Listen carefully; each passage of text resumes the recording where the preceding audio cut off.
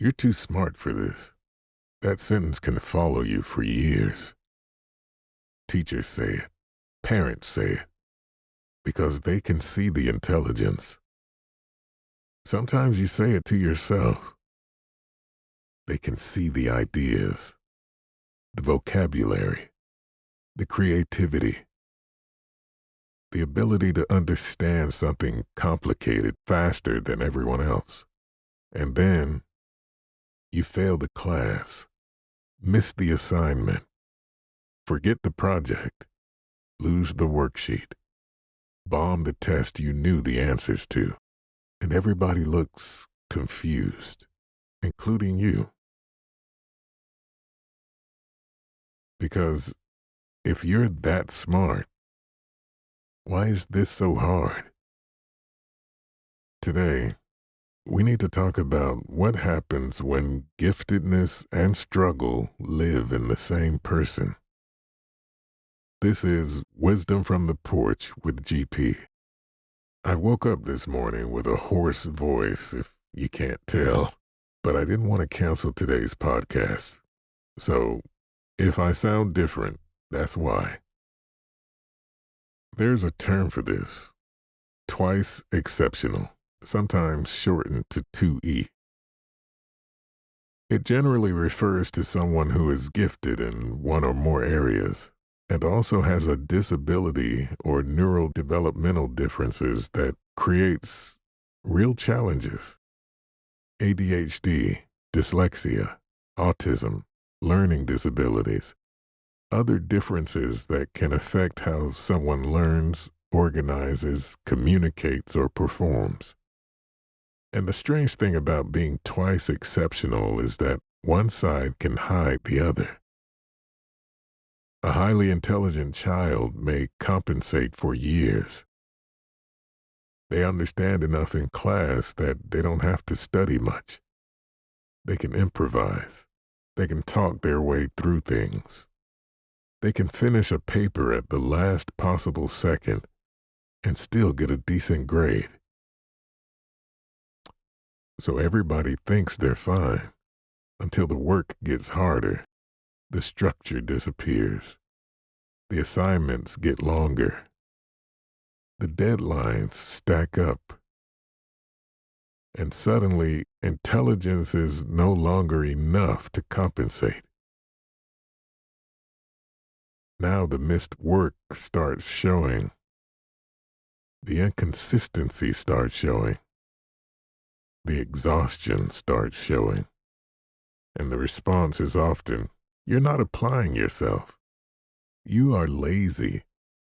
You just need discipline. You would do so well if you tried. That can become a very heavy story to carry because the person often is trying. They may be trying harder than anyone can see. One of the most important distinctions here is this. Being capable of doing something does not mean you can reliably access that ability whenever somebody asks for it. That's the part people miss. A student may be able to explain a complicated concept beautifully in conversation, but struggle to organize it into a 5-paragraph essay. They may read years above grade level and still forget to turn in yesterday's homework. They may understand the entire lesson and miss half the instructions because their attention moved at the wrong moment. They may ace one test, then fail the next. Same brain, same intelligence, different access. And when that inconsistency gets interpreted as a character flaw, shame moves in. Because now the question is no longer, what support would help me do this consistently? The question becomes, what's wrong with me? That's a very different question, and it usually leads somewhere much darker. There's another layer to this. When intelligence becomes part of your identity early, struggle can feel dangerous. If everybody knows you as the smart kid, what happens when something is difficult? You may avoid asking for help because needing help feels like exposure. You may procrastinate because if you wait until the last minute, you can tell yourself the bad result happened because you ran out of time, not because maybe you couldn't do it.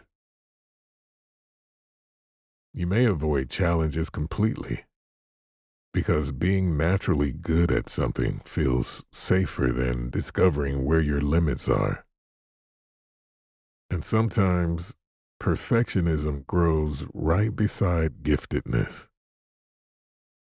Not because you're obsessed with being perfect, but because mistakes feel like evidence. Evidence that maybe everybody was wrong about you. So you become very good at hiding struggle until hiding it becomes its own kind of exhaustion. If any of this sounds familiar, start by separating intelligence from executive function.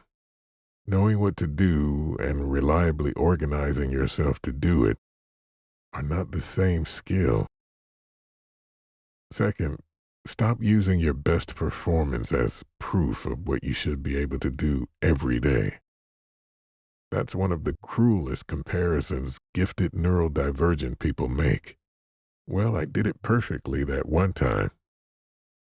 Yeah, under those conditions, with that level of interest, that amount of urgency, that amount of sleep, that particular environment, that doesn't automatically mean the same performance is available on command every time.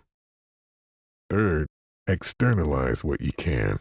Calendars, reminders, checklists, visual cues, written instructions, body doubling.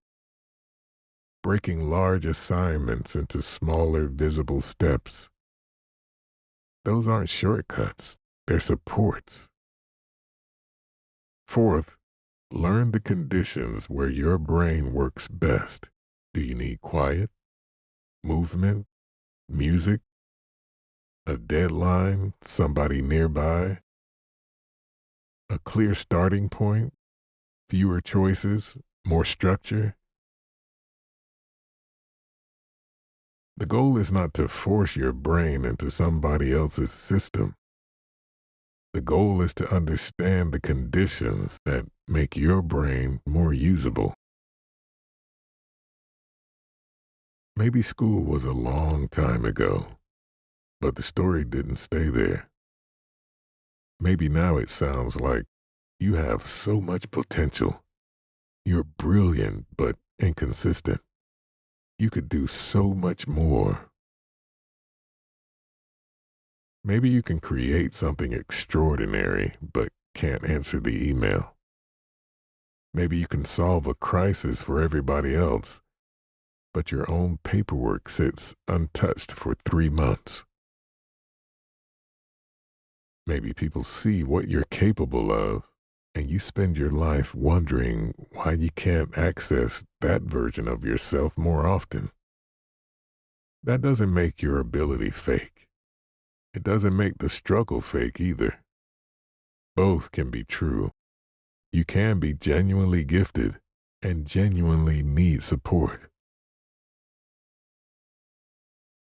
You can be highly capable and still struggle with ordinary things. You can understand something deeply and still need help turning understanding into consistent action. That contradiction is not proof that something is wrong with you. It's information about how your mind works. And information gives you something shame never will. Options. Think back to the first time someone told you You're too smart to be struggling like this. What did you hear underneath it? Did you hear encouragement or did you hear accusation? Did it make you want to try harder or did it make you feel like you'd better hide how hard you're already trying? Maybe today you can replace that old question. Instead of, if I'm so smart, why can't I just do this? Try, what's getting between what I know and my ability to access it consistently? That question has somewhere to go. And sometimes the right question is the beginning of finally understanding yourself. If something from today is still sitting with you, drop it in the comments. I read everything. Some of it comes back to the porch. Today's episode is supported by Cloud Microphones, built for voices that have real things to say. Cloudmicrophones.com. Monday, it's 1 in the morning. The house is finally quiet, and your brain has decided now would be an excellent time to remember everything you've ever done wrong. We're talking about why the mind gets so loud when the world gets quiet. See you then.